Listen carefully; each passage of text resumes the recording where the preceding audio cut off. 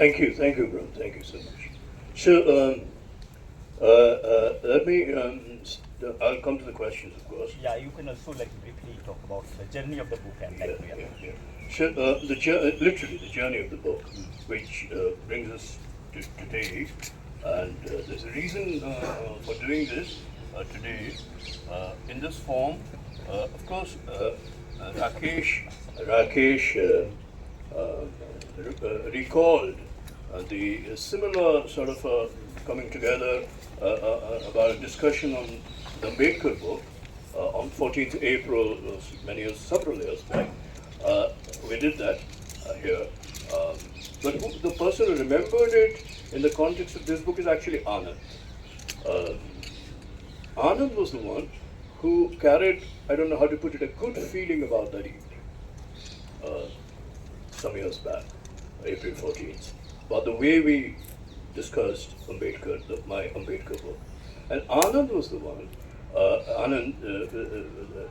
the publisher, Navayana publisher of this book, he's the one who suggested that if we could do a similar coming together and discussing of this Gaza book in a similar fashion. Initially, I was not so sure, both the context, from the several years back, and also rain and all that. So I was also sure, but eventually I thought, why not? And that we did it, and we went for it, and that all of you have come and you're making it happen. And I'm sure Anand equally, or both of us, are really very thankful. But I have to thank Anand for remembering it with such animation, what we did many years back, and that we're doing it here in this way.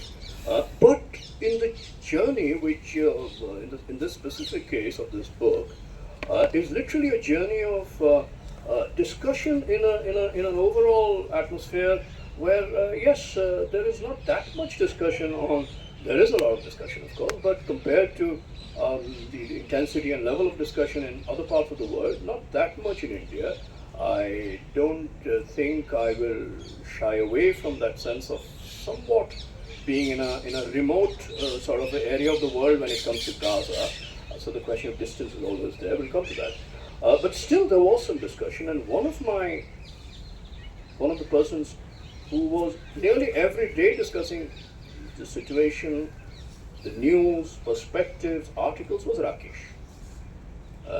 So apart from the making of the book, the writing of it, and the way Rakesh, not just Rakesh, Devjyoti, Anubhuti, Sukriti, Vibhuti, Shom, I mean, they know the inner story, the inner reality.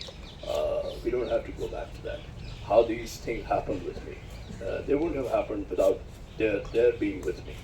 So that is the journey, and in the literally physical sense, that they were literally there with me literally every word of the book. But Rakesh in particular, because not just that I was dictating the book, he was typing it, he was the first reader of the book, he read the entire text, and we edited it together as it read it out to me. But also the discussions. That is crucial for me. I and Rakesh, but others, but I and Rakesh in particular, would discuss nearly every day at something very important, at a newspaper level. What is the news today? So I am very weak in social media. So you bring me social media, the daily thing that is circulating in social media. And I would tell him that this is what I read in the newspaper. And between us, we try to make a kind of world of news in the sense of something which of course could also be looked at as data in a very corrosive reductionist sense, but also in the other way of looking at news as something Hegel used to say, reading the newspaper is modern man's morning prayer. So in a sense I belong to that belief system.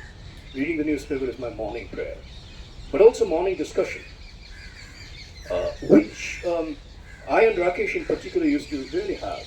Up to now, it's carrying on, because like Rakesh said, that nothing seems to have changed. Things have only seemed to have gotten worse. And the challenge of continuing to discuss, continuing to read, continuing to write if possible, I mean, it becomes that much more difficult with each day, and yet one tries to go on. So that's why these discussions are so important to me. Also in very specific senses, literally the the events that happen. And this book, like Brahm has already given you glimpses, this book is a mixed book. It is a kind of mixed idiom book. I mean, this word philosopher, I will have nothing to say about that. People are kind enough to use that very sort of exalted word for me. I have no identification with that word, frankly. So I will keep a distance again from that word, philosopher.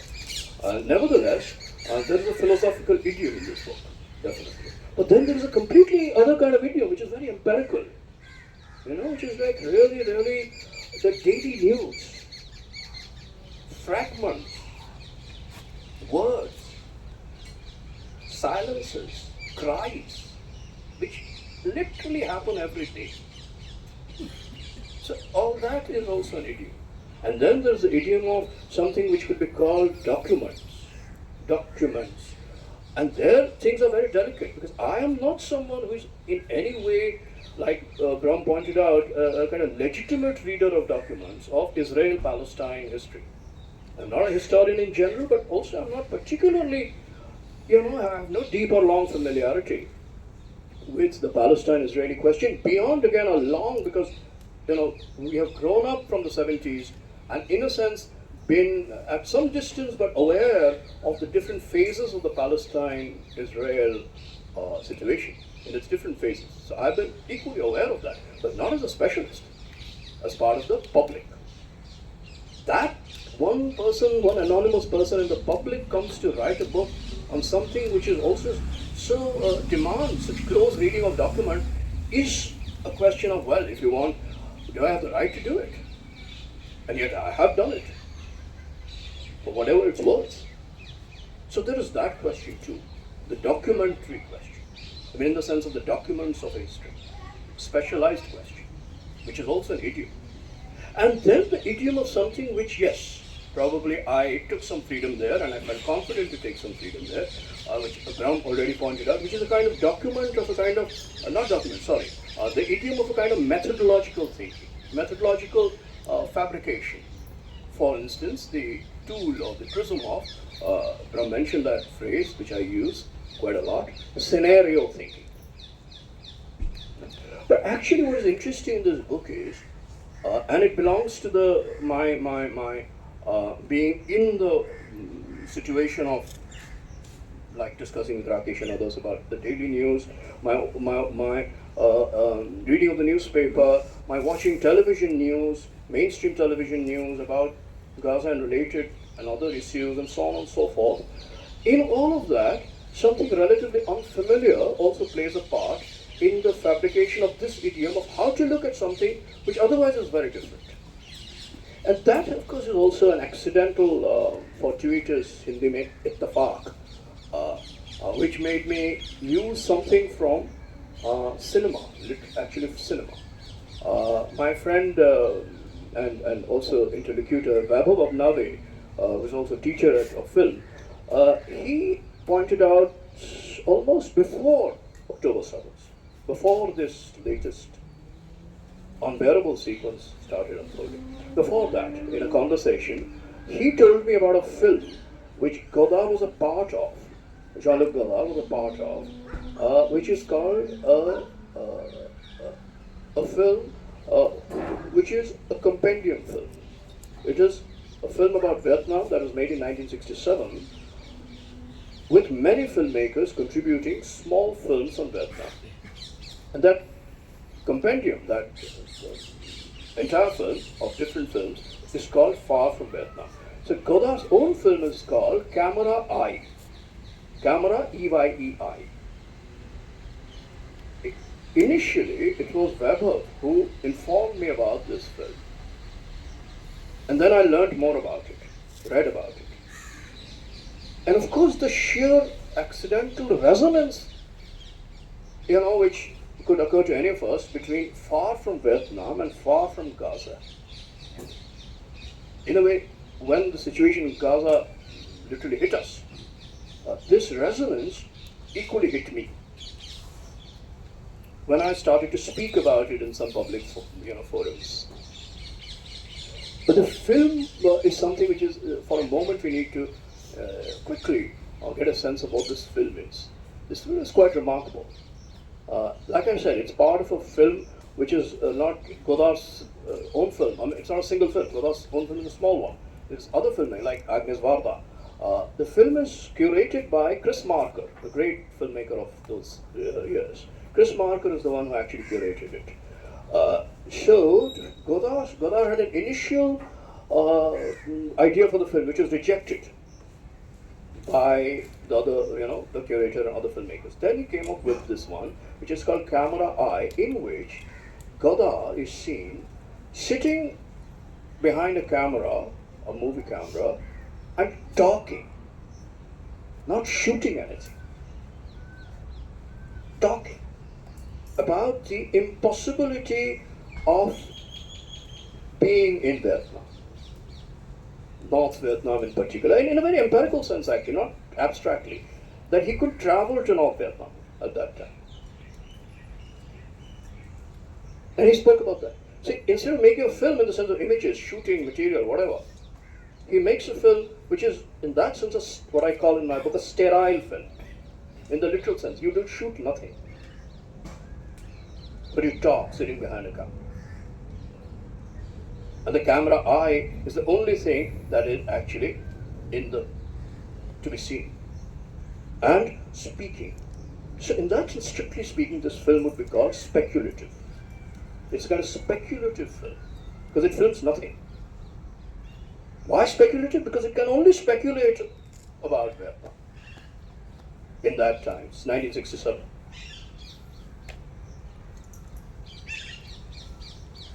Anyway, I don't want to go too far with this discussion because you can read it and find out more about the film and all that. But what is clearly the question in this book is, in a situation now when the situation unfolds in the media sources, from the social media to the newspapers to the mainstream news, which also uses video and other materials which sort of circulate in each of these channels, can we make a film in the sense that Godard made a film called Far From Vietnam, called Far From Gaza. So it is the tool of thinking about Gaza actually arises from a fortuitous, reference to Godard, but eventually becomes a logical question to ask. Because it's Vietnam after all, it's not any film, no? So it's Vietnam, and it was Vietnam which led to the most passionate and uncompromising protests in the West at that time. It is Gaza which is leading to the even greater, more widespread and passionate, but also deeply saddened protests. Zizek spoke recently about sadness of the protests of what is going. So there's enthusiasm, which very kindly Rakesh used that word for me, but there's also deep sadness. We can't take that away in the protests, collectively. So on the one hand, there is clearly, and we talk about Gaza in the context of Vietnam, particularly in Europe, in the West, and so on, in America particularly. But at the same time, can we make a film like Godard did, a speculative film? Because you see, of course, traveling to Gaza is another question. But you can't say that we are far from Gaza in the sense of how Godard could say that thing. Because Godard literally had to, though it's a complicated question because Vietnam was a French colony, nevertheless, in general, Vietnam for Godard was invented by the American War. So in a way, American War, which is the product of complicated 20th century politics, leads to the question of what is Vietnam? You can't really say that about Palestine in today's society.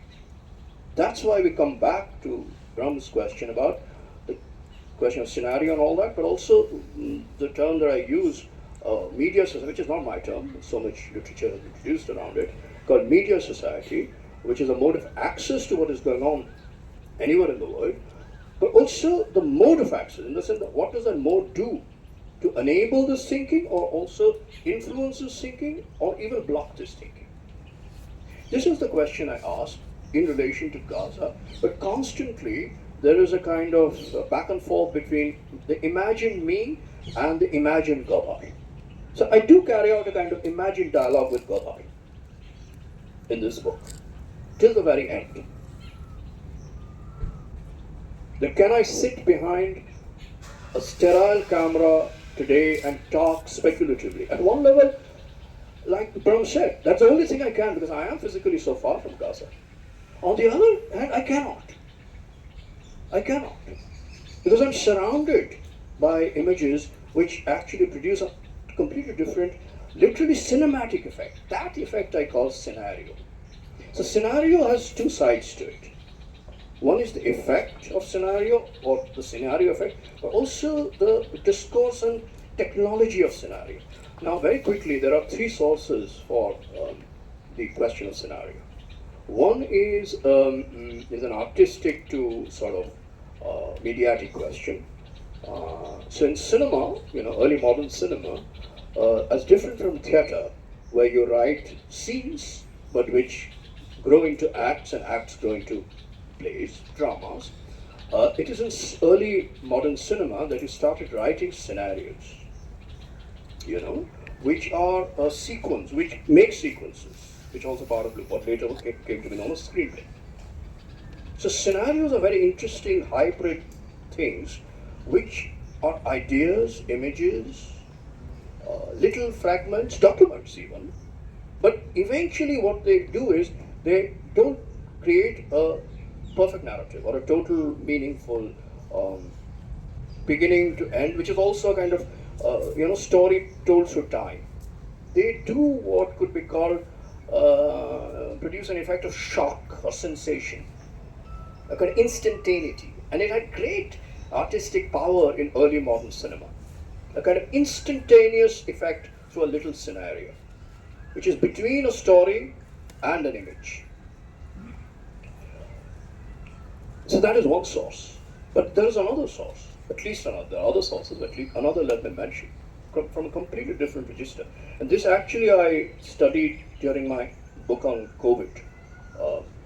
Not really on COVID at all, but again, a form of distance in the situation of COVID, where I studied, again as a non-specialist, military history a little bit, particularly in America, post Hiroshima bombing, Nagasaki and Hiroshima bombing, but also military thinking, which actually started talking about possible scenarios of natural disaster, including plagues, viral attacks. So virus was seen as an enemy, like a military enemy. So there was a science, a strange science, which you read about in these military history kind of documents, which is called futurology. Yes, there was a particular American writer called Herman Kahn. He was supposed to be one of the first futurologists. And he gave futurology a definition. And the definition was scenarios of the impossible. Or, if you want, scenarios of the unthinkable. Now, this is very interesting and strange. On the one hand, you're saying it's impossible, it's unthinkable. On the other hand, you're actually making scenarios, producing what in military language is called simulations, games, preparing for the future, literally. But future as understood in the apocalyptic sense. It is logical because this was after the bombings. So in a sense, the worst had already happened. And in that context, the essay that Prof mentioned, which is not really part of the book, but it's a kind of supplement to the book, thanks to Michael Marder, the American philosopher's work on this question, on Gaza. Compassionate genocide, he calls his essay, I call mine compassionate worsening. The intuition of that already was there earlier. Can there be a post-worst world? A kind of worsening beyond the worst. Counterintuitive. Entirely. How can there be anything beyond the worst? And yet, futurology is a science of the worsening beyond the worst. So in a way, to put it very skeptically but realistically, we live from post 20th century, post Second World War up to now, in a military milieu globally, and India is not outside of it at all, of a thinking which is thinking from the military point of view, which is also clearly the state point of view, the securitarian point of view, a thinking beyond the worst has already happened, and that is not wrong. After Nagasaki and Hiroshima, the worst has happened, no? And in a sense, after the Holocaust, the worst has happened. Both Holocaust and Nagasaki, though coming from two different, agents, the worst has happened, and yet we live on. Do we live on to get better? No, we live on to worsen. So, in a sense, the context of Gaza is a context of this worsening beyond the worst. This I arrived at slowly, but the initial tools for looking at this through these lenses or this lens was already part of this kind of military thinking, which uses literally scenarios. And the theatre historian Tracy Davis has actually worked on some of the theatrical devices that military history used. So all of those tools somehow I was able to, not in an academic kind of strong, systematic, and thank God for that, otherwise this book wouldn't have been so small. The best thing I can say about this book is it's very small. It'll be over before you know it. Thank God I didn't write a long book. But the tools somewhere come from some of these sources. I just wanted to give you a sense of that background because it's a kind of journey, if you want to put it like that. Now, coming to the book itself very quickly, and then we can open up for discussion, and Brahm can come back with his points, or Rakesh, or whoever else. The many things actually, now the sections. And Brahm is right to mention the sections. And the sections are part of a grid. They are not like linear. They're connected, they have a kind of interpenetration, but also a resonance. And sometimes they're also self-enclosed. So this question of media society, from where I receive images of, say, Gaza. So this little thing, if you notice when I say Gaza, usually we pronounce it in a certain way, Gaza. I cannot say it like that anymore.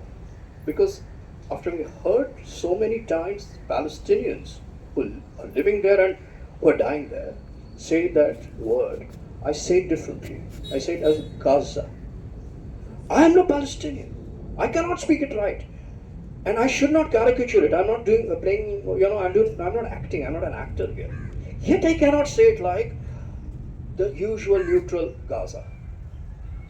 Before I know it, this instantaneous thing comes out, which is a kind of inflection of the word in my voice, which is Gaza. Now this shows the distance. This doesn't show my identification with Gaza. That would be ridiculous. But it shows in an intimate way my distance from Gaza. My pronunciation of Gaza in a certain way and not in another way actually points to my distance from Gaza. Not my being simply a part of Gaza, because that would be simply meaningless. And yet, it cannot be a simple neutrality either, even in the word Gaza. It's a strange experience, it's a real experience, but I have to communicate this to you.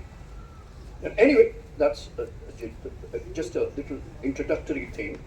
But this media society, so there are three principles of media society that I have deduced, based on some reading and some empirical observations. First, media society consists in something which could be called, in an objective sense, a particular set of upsurges of images, sounds, and sounds are also part of images, points of views, taken together scenarios. Now, what is a scenario exactly? And that is what filmmakers understand very well. It is a point of view. If you place the camera at a certain point, anything, it shoots it from that point. In that sense, it doesn't tell a story, it just tells a fragment, but it tells you what the scenario for that particular angle is. So it's an angle. Scenario is nothing but an angle. But what you have in media society is a very interesting situation of multiplicity of points of views in the same frame. Exactly the opposite of Gaza, which is like one sterile camera sitting somewhere and there is not even a point of view really, a kind of emptiness. Today what we have is not just one point of view, but not just one scenario, but the multiple coexistence of several scenarios, and yet these are points of views. They are not an absolute point from where you can see everything. This is the twist of the question of the media as a social phenomenon. From the technical side, the fact that there are cameras which are shooting from every possible conceivable angle, but from the social side, something which is a structure of reception, that is, and so the other feature of media society, which is what I call, and I and Brahma are in conversation about these things in other contexts, which I call paradoxically alien and immersive at the same time. Why alien? Alien because I have no totality to relate to. Why immersive? Because there are apparently infinite points of view from within which I am watching. So the third feature of media society then becomes very interesting, subjective, intensively, affectively, as people who receive these images. Immersion causes passion. All immersion causes a certain kind of involvement, So in that sense, let me put it this way, immersion causes a kind of hotness, warmth. And it's not a bad thing, but it's an ambiguous thing. Kind of warmth of feeling in response, great revulsion and great attachment. But the other thing, alienness causes disaffection, coldness. So what we get is a very interesting but challenging structure of the human self, as it were, in media society. We get a structure of cold-blooded passion. So yes, in my book I say that Benjamin Netanyahu has a passion, but it's a cold-blooded passion. I say this in the context of Zionism. Now, this is the media society grid of that block in the grid, that point. The other one, very quickly, is Israel-Palestine narrative itself. Again, I'm not a specialist, but this much we know, that the Israel-Palestine narrative, on the one side, is a scenario we are being told, like you read the preface, that no way are you going to think beyond 7th October 2023. So there is no story behind it. It is all from there, which makes Hamas, in its reality, no one is saying Hamas is not real, but strangely Hamas becomes scenario, pure scenario. The scenario of the worst. Yeah. Now there is a real demonstration of this kind of state psychology or even propaganda psychology, which is not outside reality, mind you. I'm not saying it is lying. The question is not between the classic opposition between lying and telling the truth. It is a question of something which is equivocal, undecidable. So what did Israel state embassy do in South Korea? Towards the beginnings of the Gaza war after 7th October. In South Korea, like many other parts of the world, there were protests, early on. And the Israeli embassy made a video, a simulation, scenario, literally, of fictitious scenes of a Hamas-like attack, this time fictitiously being launched by North Korea against South Korea, and sent it around. So look what Hamas did to us, North Korea could do to you. And you're protesting. No, this is interesting. Now, this kind of a scenario, which is obviously a state securitarian strategic manipulation of all those devices at a very sophisticated level, of course, taking place. But the response of the South Korean protesters was fantastic, very mature. They said, don't tell us about the war. You don't have to show us scenarios to tell us about the reality of war. We are Koreans. We have had the Korean War. So you don't tell us about war. You don't treat us like recipients of media data. We are a historical people. So that to me was a salutary lesson, though coming again from a distance, just to illustrate the question of something like scenario. But quickly back to the great point of Palestine, Israel. So no history, no backstory, no history, no narrative, no complicated thinking. So one tries and refuses that injunction. One is, in that sense, disobedient at an intellectual level.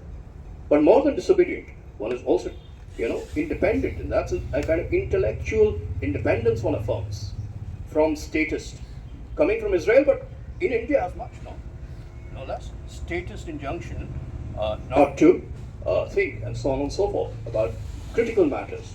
Anyway, so how to think about it now? Israel. So the question of Zionism, I entered into thanks to Shakil Anjum, who is very kind enough to come today. His work on Palestine. He has a fantastic chapter whose title itself is very vivid. He calls it Palestine as documentary and Israel as fiction. But it is not an abstract title. It's actually very grounded. He's studying documents because he's the specialist, I'm not. He's studying documents of Israeli culture, for instance, fiction, Israeli literature. The great Israeli author, Amos Oz, the Nobel Prize winning author, brilliant writer. But what does he write and how does he write? His autobiography, for instance, called A Tale of Love and Forgetting, his family history, his childhood. That's from where the child question comes. That's the material. I won't talk about it. You have to read it to find out. But that's what thanks to Shakil's work on Amos Oz, I got some clues to the childhood in Israel. Not in the ordinary sense of childhood, but let's say the imaginary of a childhood, the ideal childhood, or even childhood as a site of propaganda. If I may say something really distressing, but real. Amos Oz, with his extraordinary, again, picturization of his past, in his scenario of recall, writes about how he basically exulted in two things as a child. And it's not a question of an Israeli child. It's a masculinist phenomenon in patriarchal societies across the world. In two things, war and engineering. War and engineering. Two things we seem to love more and more, even in India. And as a child, he's fantasizing about these things, war and engineering. So a kind of childhood in Israel, please don't misunderstand, not a child in Israel, but the idea of childhood in a society which broadly is called Zionist. Now this is a very tricky question of Zionism. Again, I'm nobody to speak theologically or historically about Zionism, yet I say this much. That Zionism is not a simple question of, parallelly we could talk about Hindutva, and which I do in the last part of my book, Hindutva and Hinduism, so Judaism and Zionism. So a lot of critics of Israeli actions make it a point to differentiate Zionism from Judaism. A lot of Jewish partisans of Palestine, and there are so many, they make it a point to distinguish Judaism from Zionism. So I don't really go into that. What I do say is Zionism is a kind of moment of encounter between history and a kind of theology. In the 19th century moment, which moves into 20th century, that early part of British colonialism to the 1947-48 conjuncture, when Israel is formed as an idea to the violence of a territorial usurpation of a real people, which are Palestinians, but in the wake of the worst, which is the Holocaust. So in a strange way, Israel begins not as a nation state as much as a state nation. Long years back I'd heard, I think Akash Singh Rathod used this phrase. It stuck in my head in a different context. But a kind of state nation, kind of voluntarist state nation to make the nation come alive in an, it's a very interesting, but I don't know what to call it, dangerous project. Anyway, so that moment, but I don't dwell on that moment. I have to come back to where I am, which is today. So what I'm saying is, and this Zionism, and Edward Said has done extraordinary work on this Zionism is indeed an affective structure. Because there's a Zionism of every kind of political ideology, that I found out more and more when I read about these things, again thanks to Shakil mostly. There's a Zionism of capitalism. There's a Zionism of socialism. And of course, there's a Zionism of nativism. There's a Zionism of everything. But in the earlier period, you could say this was a hot Zionism. A kind of Zionism which had a lot of hot passion, which could be militarily exercised, but also ideologically argued. So there are great Zionist scholars, philosophers, who otherwise are not warmongers at all, but in crucial moments are dodgy. You never know what they will do when it comes to an Israel question. On everything else, they are the greatest philosophers of the world. Again and again, I'm not taking names, and they are some of the philosophers I have learned from. Again and again this happens. But this much has to be said, these philosophers are warm thinking people.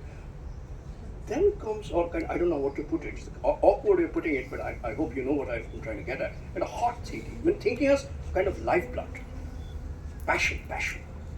This changes, it seems to me, in media society. I don't want to parodize it, but in the present, if you speak of a Zionism, it is a Zionism of a kind, but it's a cold Zionism. In that sense, it's just Zionism without its own historicity. This is my point, that in media society, there is a degradation or denudation, a weakening of temporal, processual thinking. That is why there's a crisis of thinking. What is thinking? Thinking needs, in that sense, historicity, documents, materials, but also speculative possibilities, but across time. Instantaneous society, or instantaneous as well as repetitive society, alien immersive situations produce the shock of thought, but do not produce or cannot, or they block the process of thinking. This is what I'm trying to get at. If you want to call this philosophical, you're being very kind, but I'm trying something like this in the context of something as real as a war. So that when it comes to saying, look, this is horrible, and it is, then you also say, yeah, this is horrible, but they started it all. They started it all. They burnt babies. No.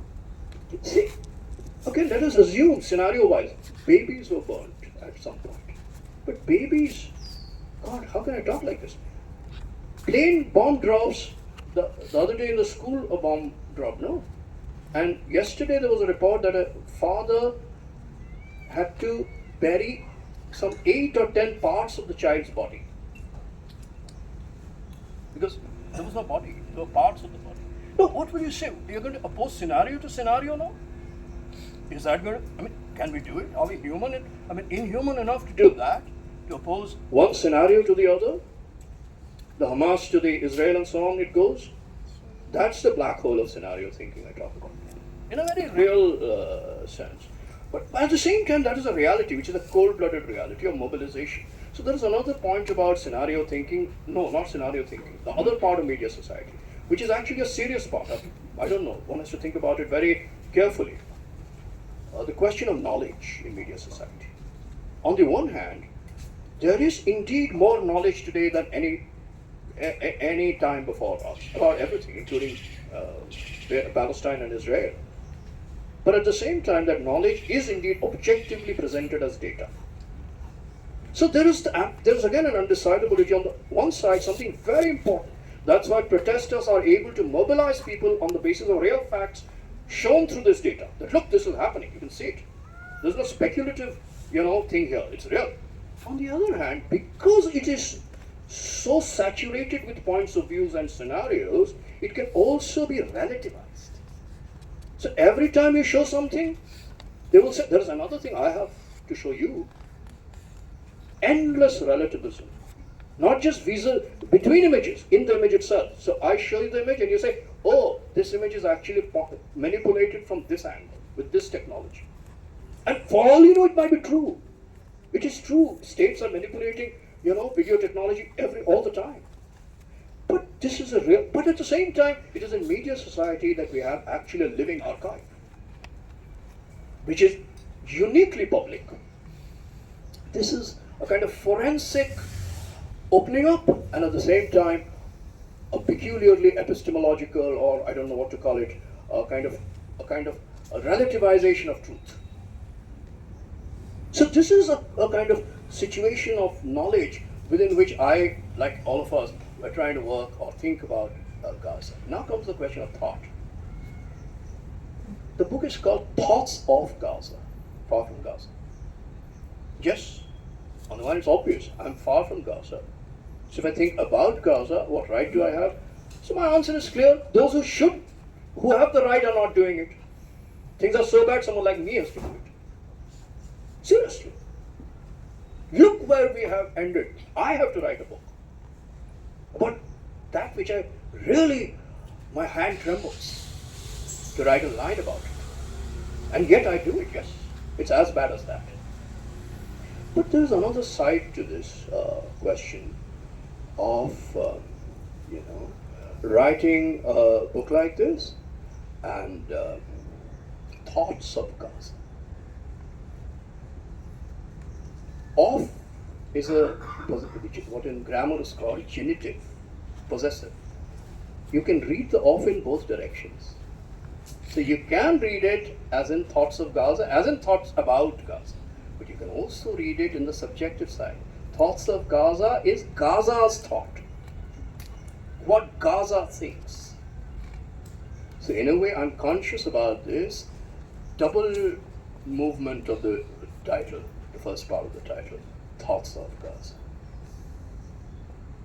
Because on the one hand, if I'm far from Gaza, how can I record anything of Gaza? I can only, at the most, from a distance, do a broad kind of a noting down of certain speculations, like innocent Godard. Though, of course, with a strong commitment. I didn't say this about Godard, it was understood that Godard did it with a commitment, which is a political commitment, to opposing the Vietnam War and American imperialism. So there is a commitment. That speculation has a strong, real commitment, mind you. Totally. But it's still speculative, because that's the condition. Today, whatever be my commitment, I am not speculative. But at the same time, I'm far. So you see, the other question arises. If in these images, in this instant, in the real of this massacre, genocide, is it possible to think about something as aristocratic and leisurely as thought? If thought is to be thought of as something surplus, only in leisure time, which we call intellectuality, I oppose this philosophy of thinking. And Brum pointed that out. In a way, this book is written to a commitment. I'm not saying I'm a activist, philosopher I take a distance from anyway, or anything like that. But the commitment is to, broadly, the principle and capacity of public reasoning. That is my commitment. Public reasoning. With all its impasses, all its problems, with all the difficulties of, for instance, a media society. Nevertheless, something as classical as public reasoning.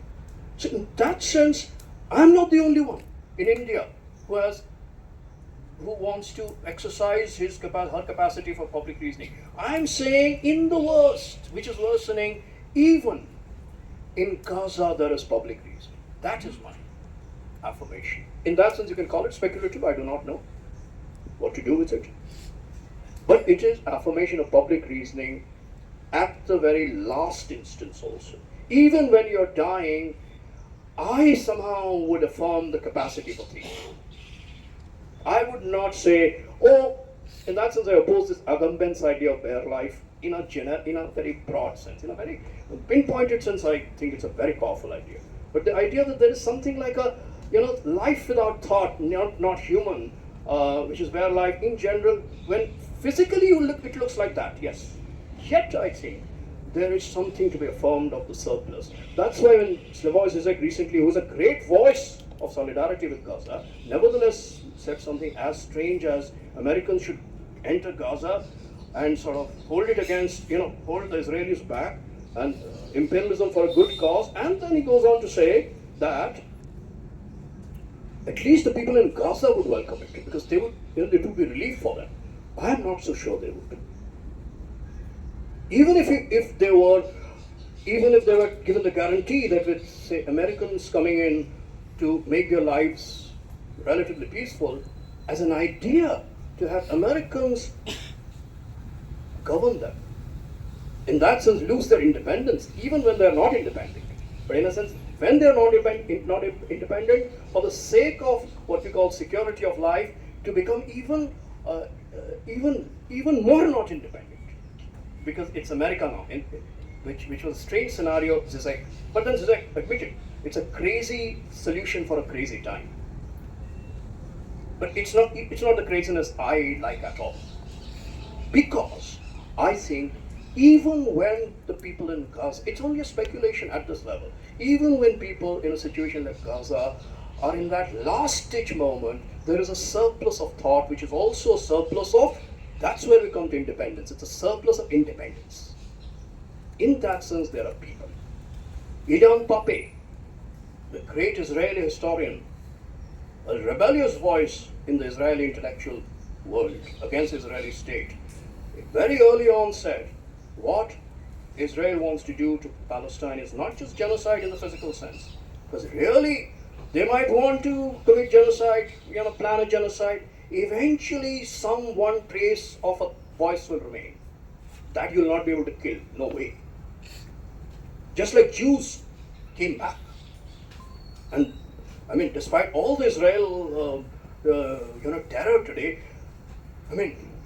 salute to the Jews for always coming back. Absolutely. So, Ilan Pappé said the real issue is something else. Not something else, related, but phrase it differently. Phrase it politically and say simply this. What Israel wants to do is to deprive Palestinian people of their peoplehood. To me, the question of independence is this. There are two ways of thinking about independence. Independence of and independence from. Indeed, quickly come to India. Indeed, if we speak about Indian independence, it is commemorating a year, a day of a specific instance of independence in the ceremonial sense also, as well as in the political sense clearly, which is independence from the state of Britain, from British colonialism, imperialism, empire. Do we ever say Indian people were freed from the British people? Has anyone ever said of any people, even with everything going on and a tremendous majoritarian, that's another story.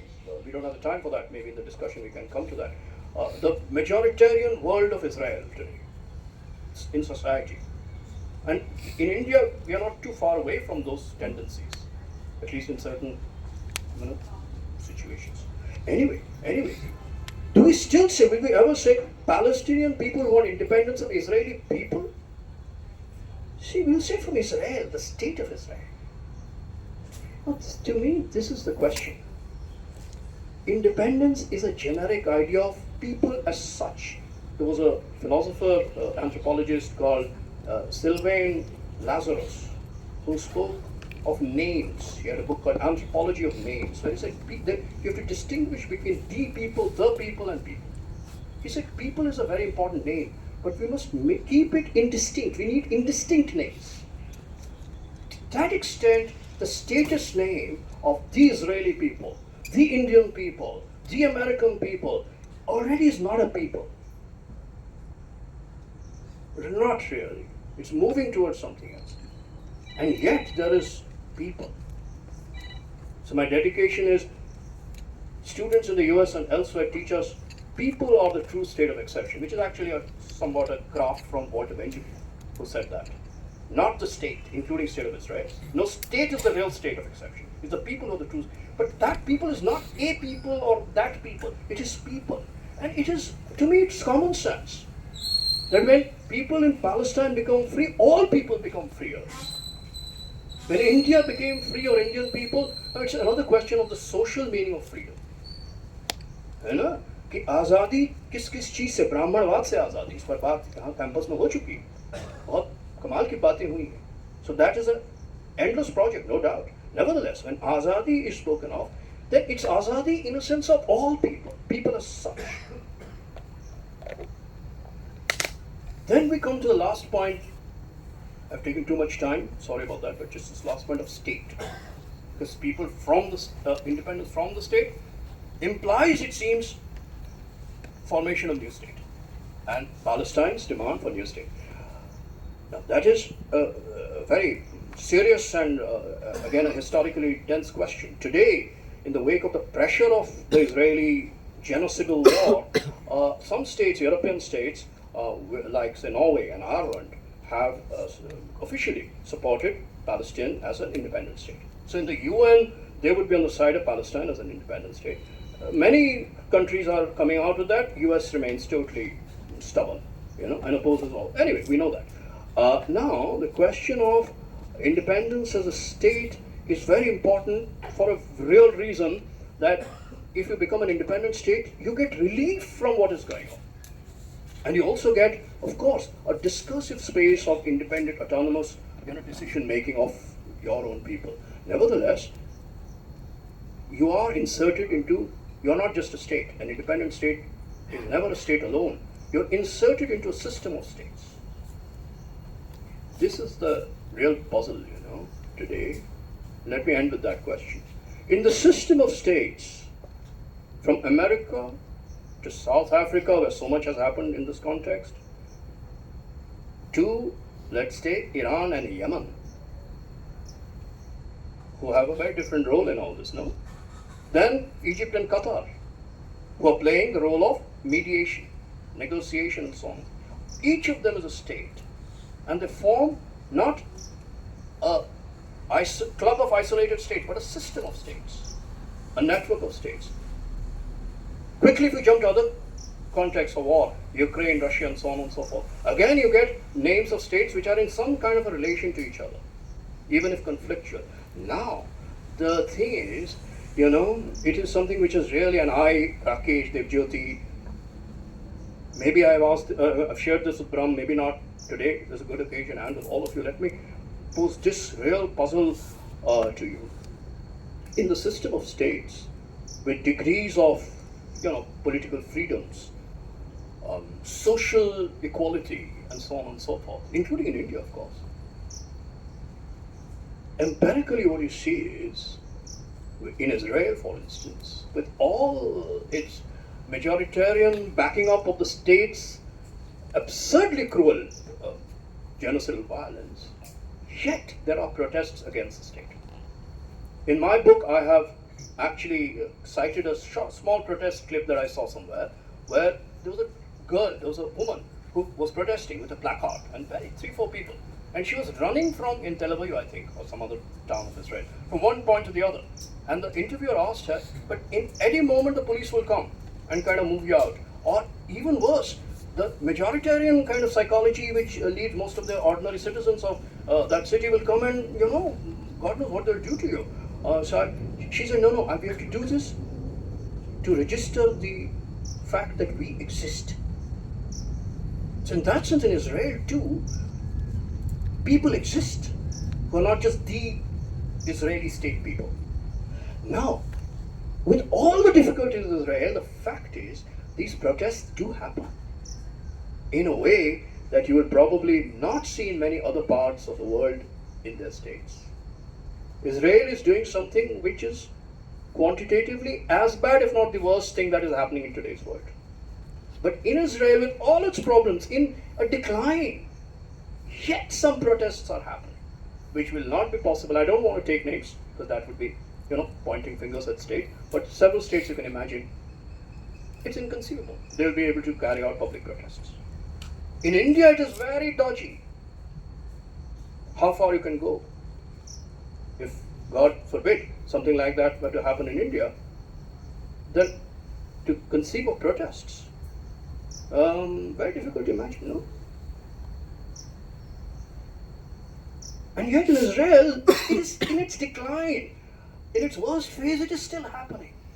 In the US, with US, the other day when Netanyahu spoke there, Laurence Olivier didn't get as many claps as in his greatest performances as Netanyahu got from the Senate. 50 ovations. The greatest actor of the world wouldn't get that many ovations, which Netanyahu got. Yet there are protests. Now this is a puzzle.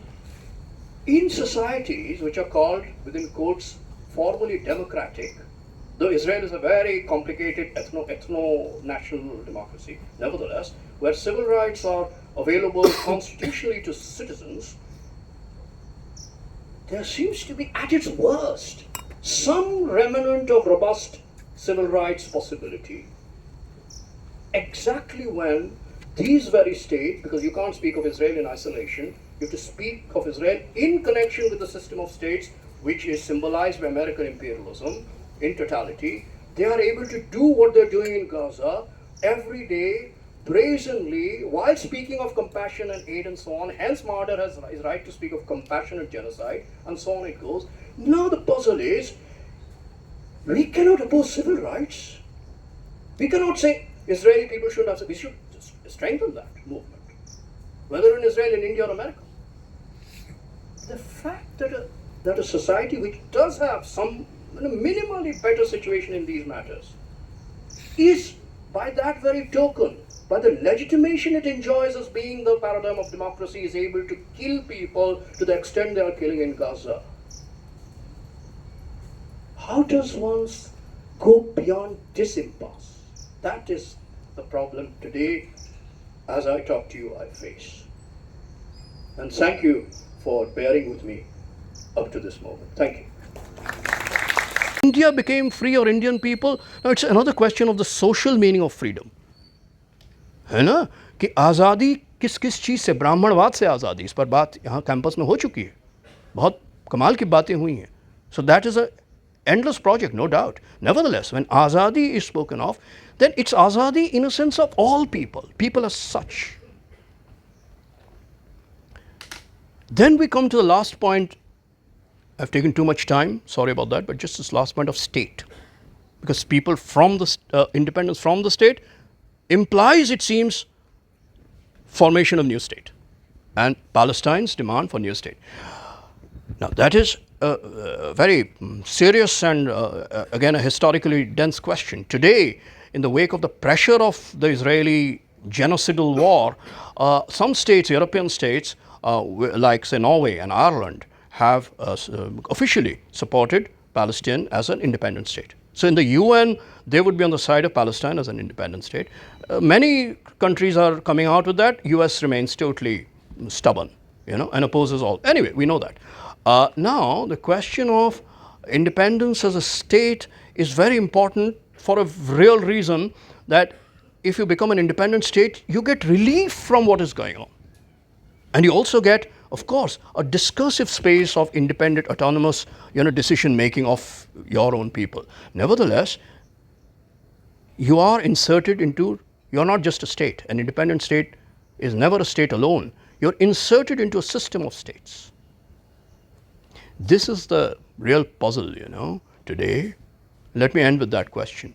In the system of states, from America to South Africa, where so much has happened in this context, to, let's take Iran and Yemen,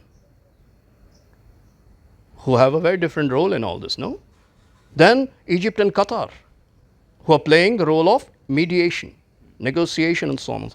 Each of them is a state, and they form not a club of isolated states, but a system of states, a network of states.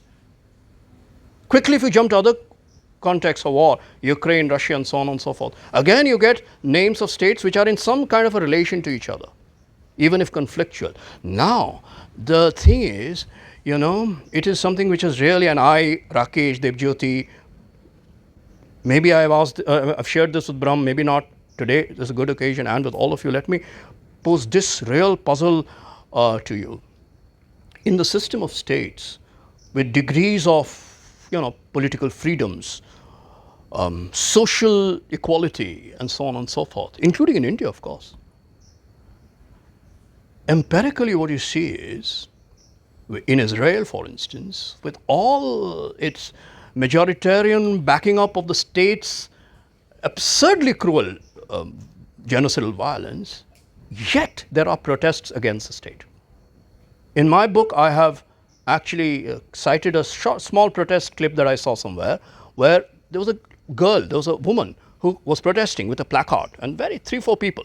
And she was running from, in Tel Aviv, I think, or some other town of Israel, from one point to the other. And the interviewer asked her, but in any moment the police will come and kind of move you out. Or even worse, the majoritarian kind of psychology which leads most of the ordinary citizens of that city will come and, God knows what they'll do to you. She said, no, we have to do this to register the fact that we exist.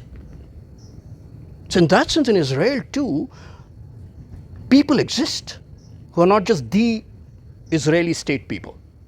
Now, with all the difficulties of Israel, the fact is these protests do happen in a way that you will probably not see in many other parts of the world in their states. Israel is doing something which is quantitatively as bad, if not the worst thing that is happening in today's world. But in Israel, with all its problems, in a decline, yet some protests are happening, which will not be possible. I don't want to take names because that would be, pointing fingers at states, but several states you can imagine, it's inconceivable. They'll be able to carry out public protests. In India, it is very dodgy how far you can go. If, God forbid, something like that were to happen in India, then to conceive of protests, very difficult to imagine, no? And yet in Israel, it is in its decline. In its worst phase, it is still happening. In the US, the other day Netanyahu spoke there, Laurence Olivier didn't get as many claps as in his greatest performances as Netanyahu got from the Senate. 50 ovations. The greatest actor of the world wouldn't get that many ovations, which Netanyahu got. Yet there are protests. Now this is a puzzle. In societies which are called, within quotes, formally democratic, though Israel is a very complicated ethno-national democracy, nevertheless, where civil rights are available constitutionally to citizens,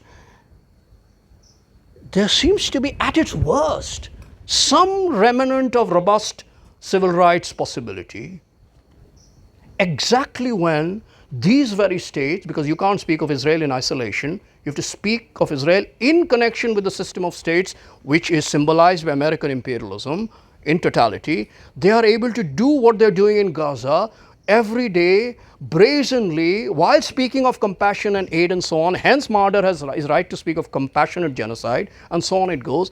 Now the puzzle is, we cannot oppose civil rights. We cannot say Israeli people shouldn't have, we should strengthen that movement, whether in Israel, in India or America. The fact that a society which does have some minimally better situation in these matters is, by that very token, by the legitimation it enjoys as being the paradigm of democracy, is able to kill people to the extent they are killing in Gaza. How does one go beyond this impasse? That is the problem today, as I talk to you, I face. And thank you for bearing with me up to this moment. Thank you.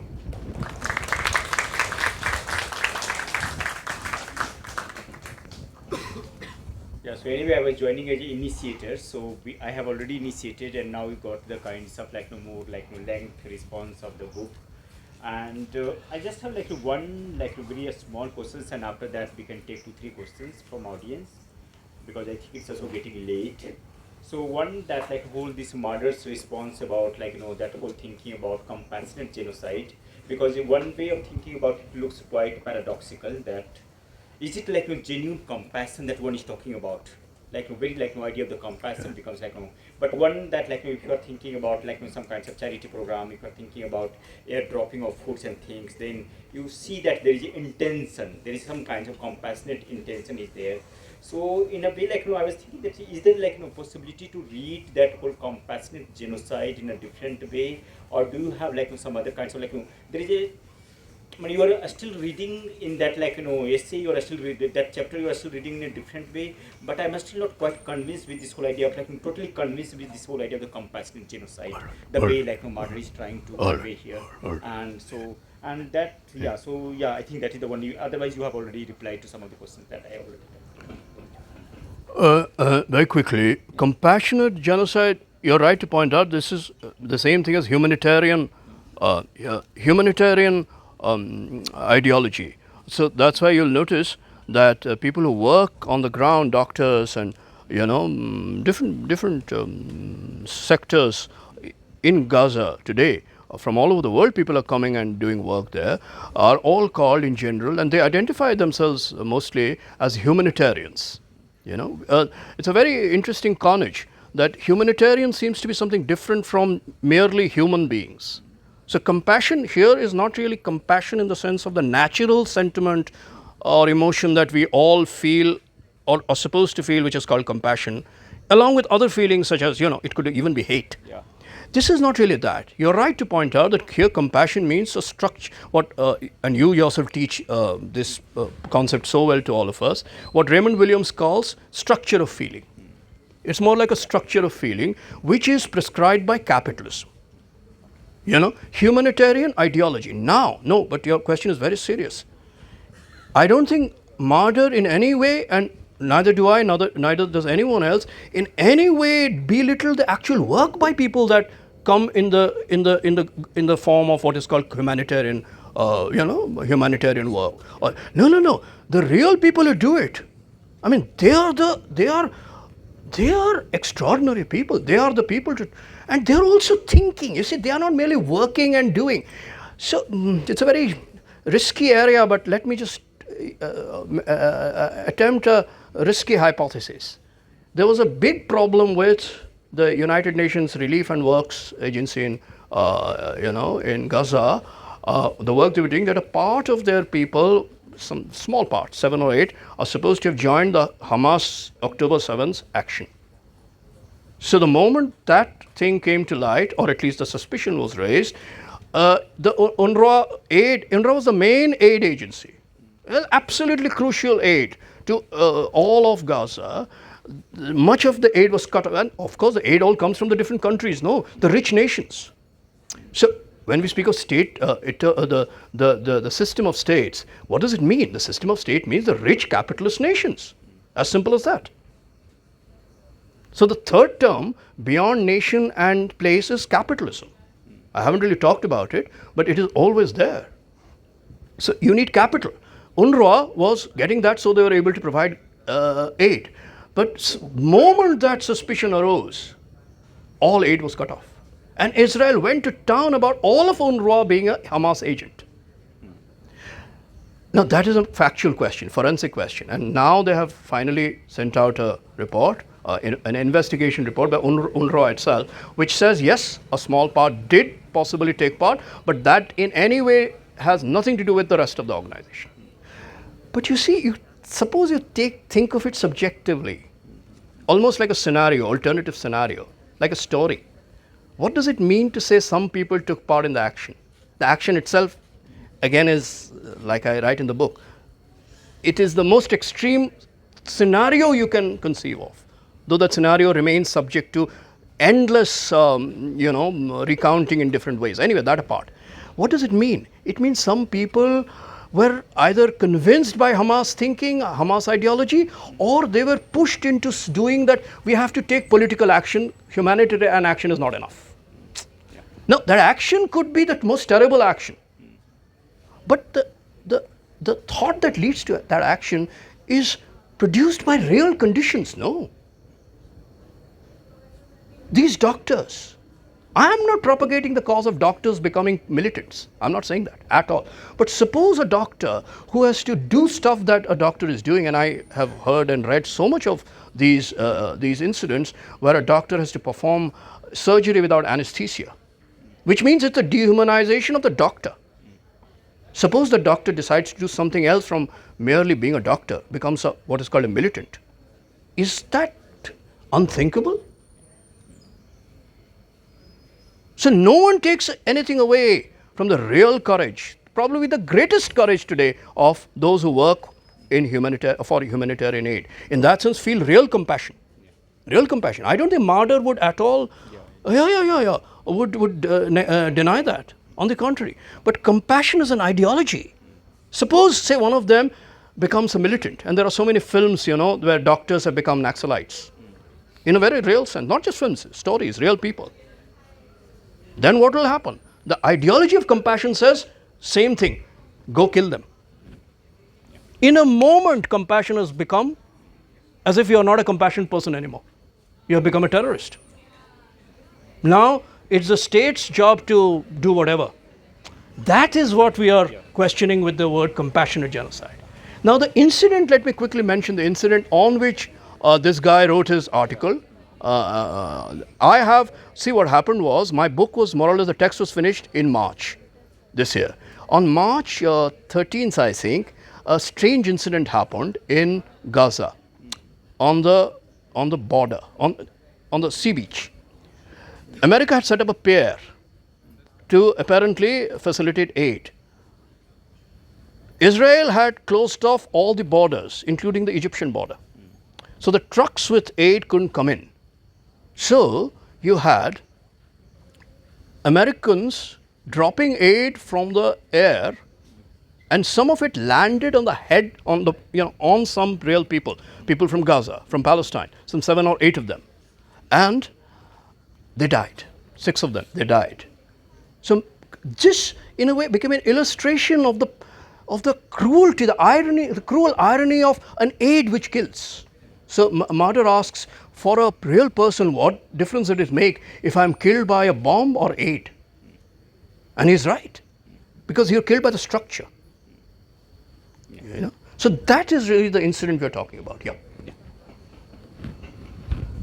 Yeah, so now we can take some questions if you have some. Yeah. Sorry, yeah. Yes, sir. Sir, my question. Can we take 2, 3? Yeah, just like. No, please, Shaurya. Yeah, please. Yeah. So I'm just saying that, we can take 2 together. Yeah, sorry, please go ahead. Yeah. Sir, my first of all, congratulations. Thank you, Shaurya. Sir, my question is, sir, you have very well brought out the voices of Gaza in juxtaposing to Israel. Yeah. But what about the silence of the international community? Does Gaza also feeling the silence of the international community in this movement of Israel, which is governed by its own self-interest in the name True. of realist world order and all? Absolutely. So what about the international community? Yeah. So what about the Western? Absolutely. Israel is not the only actor in this. Quite right. There are many actors whose silence is supporting Israel. Absolutely. So, have you covered those aspects? Because I am afraid I have been here in your talk about these other actors. Yeah. So should I answer, Yeah, Shaurya? we can take one One more. more. Yeah, Please. please. Yeah. So my question. Take the mic if you want, पर यहाँ आना पड़ेगा उसके Okay, you लिए. also have, yeah. हाँ, ठीक. So my question is, why thinking? You spoke about So like, films, thinking, history, a lot of things. Thoughts, history, films, they have also been made during Vietnam. Thoughts of Vietnam is there, films of Vietnam is there. Yeah. During Hiroshima, Nagasaki. But yet we are at this conjuncture where we are speaking about the worsening of an unsayable, unimaginable, Right. pessimistic future. Right. So why thinking? Is it a human egoistic nature of that you said, na, I exist, the signature of I exist. My question is why I exist, even though there is an unsayable, pessimistic future. Interesting. Can I just take these two first? नहीं तो भूल जाऊंगा मैं. हाँ, ठीक. है ना? इतने सीरियस सवाल हैं कि भूल जाऊंगा मैं. है ना? तो शौर्या का पहले. Shaurya, I did mention the system of states. So that was about really what we call the West. But with West, there are 2 histories. One is the colonization history, which very much Israel carries forward with coming into what is called the Asiatic part of the world. But there's also equally the capitalist history of 20th century up to the present, which in a sense has a different anthropological premise and you would know about it. You know, in the early 20th century, in American foreign policy, there was the famous, and I've written about it in the book, there was the famous, notorious actually, Monroe Doctrine, which actually is an inheritance from American independence, I mean, early America, early American nation's history from early 19th century. But in the 20th century, that was used to justify coup after coup in South America, up to Chile, when Allende, the communist, communist president, had come into power, and there was a CIA-backed coup, and there were so many coups. Each of them was justified by a theory of civilization, that these societies are not civilized enough to appreciate what democracy is. Yeah, so there was actually a differential anthropology that was more or less accepted by so-called Western colonizing thinking ideology, that there are some human beings which are one kind of human beings, and then there are some others, South America being one of the examples of such human beings, where there was a kind of human being but less than human, which you have to civilize. One of the ways of doing it is to bring democracy. Yeah. Now, you cannot quite use the same, in effect you do, but not as a theory, not as a discourse. The Monroe Doctrine cannot be used in the same way today. Roosevelt, Theodore Roosevelt, actually added this kind of a cultural anthropological layer to the Monroe Doctrine. It's called the Roosevelt corollary to the Monroe Doctrine, which was used by America, I mean, so many times in South America, because Monroe Doctrine pertained to Americas. Today, we have many kinds of international policies, but one of the policies is strange. It's brazenly, nakedly contradictory. On the one hand, we have a universalism of humanism. So the same question of compassion, humanitarianism, that everyone is human. Everyone is capable of democracy then, with same rights intrinsically. Palestinians have intrinsically, according to this doctrine, the same rights as Israelis, as Americans, as Indians, anybody. On the one hand, you have that theory. On the other hand, you have a real, like you correctly said, Shaurya, a real genocide supported by the American and the international community state system. I don't like the word community in this context. I like to say state system. So that's why we have something which is widespread protests in those very international state system, those regions which are called the West in the earlier colonizing sense, which are actually the vanguard. Though not only in Europe and West, in South Africa too. I mentioned the example of South Korea. I will talk about India a little bit at the very end, just 2 minutes, because some criticisms of the book are already emerging, which is very interesting for me. I'll talk about it in a moment. So, it's the state system which is in question now. What you call the international community silence is not just the silence, but the active participation. Yeah, participate. Absolutely, you're right. Participate. Yeah. What I call, you're right, in India too. Absolutely true. Absolutely. Yeah. Exactly, I was coming to that. Exactly, collaborate. Yeah, that's exactly what we're saying. It's a silence which is participative, it is a participation yeah, that's exactly what we're saying. It's a participation which carries on through being in key matters silent. I'll tell you what silence is. Silence is also a media strategy. Have you followed the American spokesperson's day-to-day? Actually, the spokesperson of the American administration, Yeah. from day one, he doesn't have Exactly. any answer. When Exactly. Silence. You're right. It's not silence. It is a stupid way of doing Yeah, it's a double standard. you're totally right. Double standard. I agree with you. There is one thing for Palestinian and there is another system for the Israelis. Totally. That's exactly what we're saying. Things about this. Absolutely. The India is part of this collaborative. They are giving them arms. They are giving them, and God knows what. I agree with you. That is exactly Some forces. I have some reports which there is some forces from the Indian army secretly is operating with them. quite likely. It's not silence. It's collaborative. Collaborative silence. Anyway, yeah. So India part of that. that is exactly what we are saying. That's exactly. So your voice is the strongest here in saying this, and we join you in solidarity with your. But Onarwa, you said I want to Yeah. say something. Of course. Can we have? Yeah. About Urwa of things. Actually, those people, even from day one, on Urwa, it has been created, this organization has Yeah. been created when the occupation happened. Right, right. To support the refugee. Okay? I know. Yeah. So those people, even like if you, I think you are aware of the International Kitchen. Right. Ah, of course, I know that. Yeah. They Yeah. have coordinated with the Israeli forces that we are going to be in this stage, Yeah. in this point, and I we are know, going to I know, I know. And they are aware, fully aware, and they pumped them, they killed them all. They kill them all. They kill. I know. The I know. Israeli I has know. I no know. limitation I know. on Yeah. like Totally right. and like genocide. Totally They right. don't care about anything, and they said, "Oh, it is a mistake." Exactly. Yes, they are killing kids. They are Right. bombing Exactly. everything. Yeah. Okay.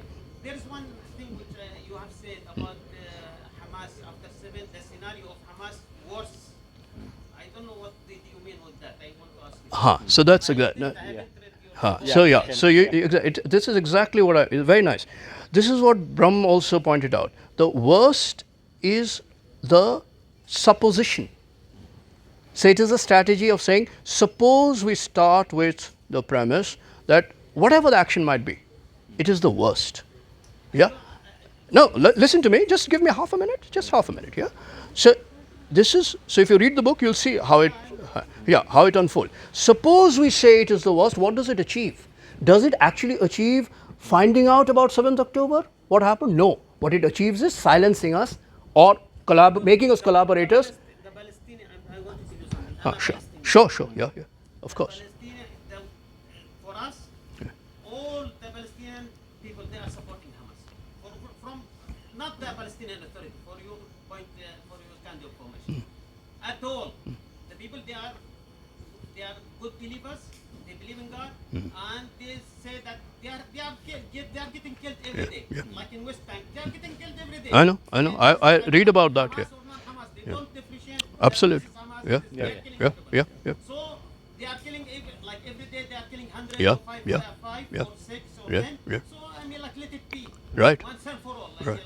we are not going to lose anything. We are losing already. Absolutely. We listened to you very carefully, and like I said, that everything that I learned from you in listening to you and talking to you is something which makes me, in a way, write this book every day. Absolutely, there's no question. I'm writing this book every day. What you read is not the last book. Yeah. It is not. It is not. That's my. It is not the last book. Now, there's a real criticism also coming in India. So yesterday, I got a message from indirectly from somewhere, which was a very interesting criticism that I have said in India nothing is happening, and I feel frustrated, depressed, weak. And the message was no, the picture is not right. There is immense repression in India. But in all of this, there are people, protesting. One of the protests is, for instance, against, like you pointed out very correctly, weapon manufacturing companies, including Adani. Yeah, exactly. So this was something very important for me because, coincidentally what happened was, yesterday I learned that in Greece, an American ship carrying weapons fuel to Israel, either coming back or going, was not allowed to dock in Israel by pro-Palestinian or anti-war protesters. So you see, this is what I call a collective solidarity, not just at the level of people, but people as thinking. To know which ship is docking where and carrying what, you need to think. People cannot be assumed merely to act or merely to, be the recipients of experts' knowledge. People are also thinking, a kind of forensic protest, where you know which ship is going where. At the same time, you're also not just thinking academically, you're thinking by intervening. So you're trying to, even if 10 people, 100 people, 50 people, that can change. And finally, this is a people's protest across countries, across regions. In that sense, it is not Greek people or Indian people. To that extent, I agree with the critic who has criticized he or she read it in some extract which came out, and I agree with that criticism that I missed this forensic point-to-point protest between an Indian protester, even if he or she is one person, with a Greek to an American, because each of them is a associational and at the same time intellectual people, even when they're intervening through militant action. That is how I look at it. Yeah. So in a way, that's also, answering your question. Is that? Yeah. I can't see. Snehashish, I thought it was you. Yeah. So that is my reply. Thinking is not to do with theories and contemplation here. Of course, contemplation and theory, like I said, Godard's speculation has a certain importance, because Godard is saying that my alienation as a filmmaker, as an intellectual in the West, is something which I also register in my film. Let's not make that. I mean, alienation can lead to many things. It can lead to indifference, it can lead to passivity, but it can lead to political thinking. So let's not discount that. Now, obviously, you're right. That thinking will not be efficacious as to affect state policy. But then thinking is not really policy driven, no? Thinking is never policy driven. Yeah. So to that extent, let's not make thinking an affair of the specialists and the so-called official philosophers. What Rakesh said in the beginning, I again affirm, something which I can broadly call public intellectuality, egalitarian intellectuality. I think is something you can't show it, you can't prove it, but I'd like to affirm it in the worst, in the worsening. Okay, so we can have a second round. Yeah. Yeah, please. Sorry, फिर से बोलो, please. South Africa taking Israel to. हाँ, yeah. I've written. हाँ, thank you. और भी एक सवाल दो ले लेते हैं. Almost final. हाँ, Yeah. हाँ.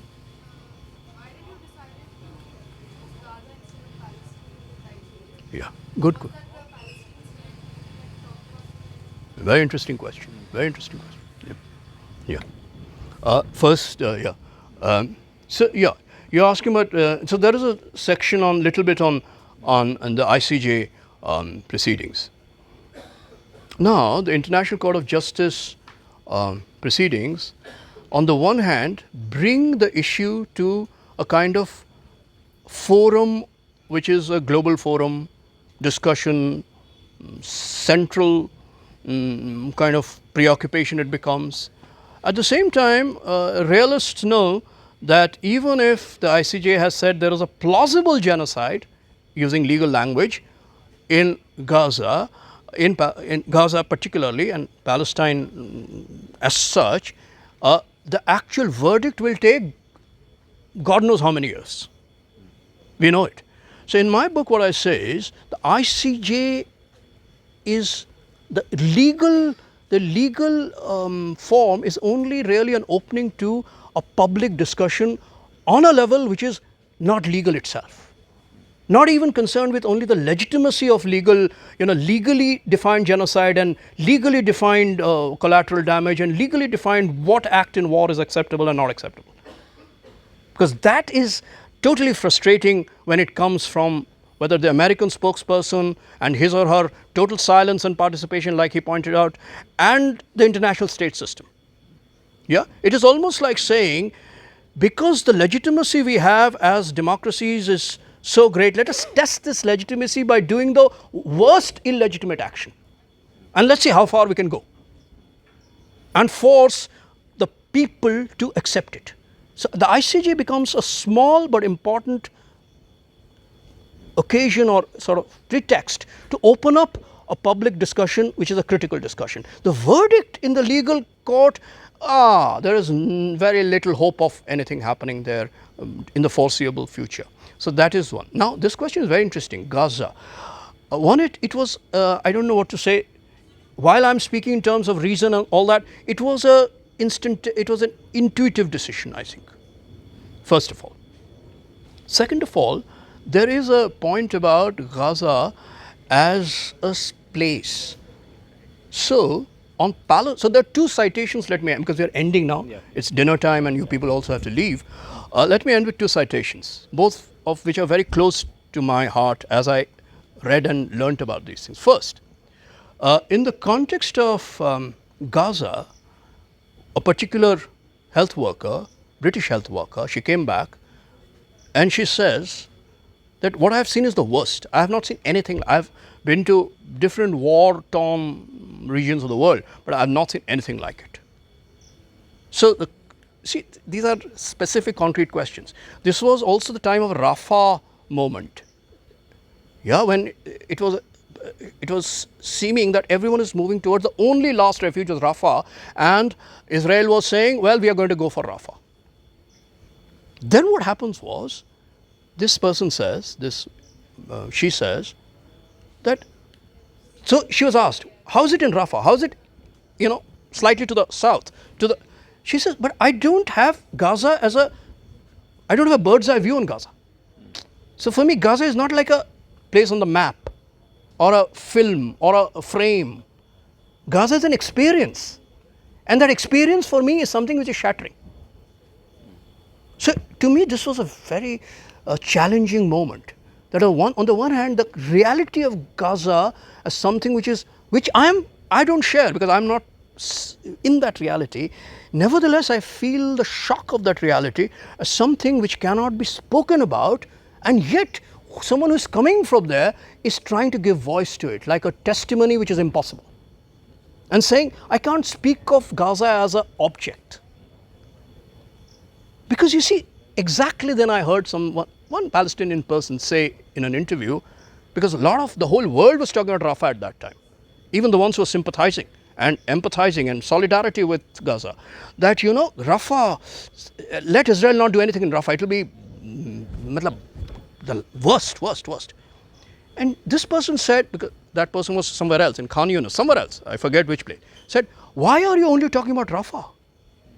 We are in as great a grave a situation. Now, this person was not saying that, selfishly, egoistically. She was saying that, again, speak of Gaza as a whole. And you cannot, if you speak of it only in an objectified way, like an image, like a scenario. That was what I was trying to bring out through this title, Thoughts of Gaza. That's one. Now, the second point about Palestine. Yet, you're right. Palestine must be the name, if you must have a name, of a people. Though I do not want to speak of state, though the demand for the state is absolutely crucial today, yet as such, the question of the state is, I'm a pessimist as far as the state is concerned, in general. That apart, Palestine. In that sense, Palestine is a kind of horizon of liberation. In that sense, it's also a clarion call for internationalism, solidarity. You see, what happened was, again, in one of my encounters with media stories and images, I saw an interview of a South African journalist. So South Africa features in different ways. The case, but also South African journalist who was present at a meeting which was a commemoration or marking or something of journalists killed in Gaza by Israeli military. And this person, he was a South African, said that we are doing this in the spirit of solidarity is a life-giving principle, as Marx said, he quoted. So in the poster for this program, we have put that slogan. It is not my slogan. It is not even Marx's slogan, actually. Marx might have said it, that's all very well. It's a slogan from within the Palestine struggle and solidarity with Palestine in the real situation. In that sense, let me end with, simply saying this: solidarity is a life-giving principle. Yeah.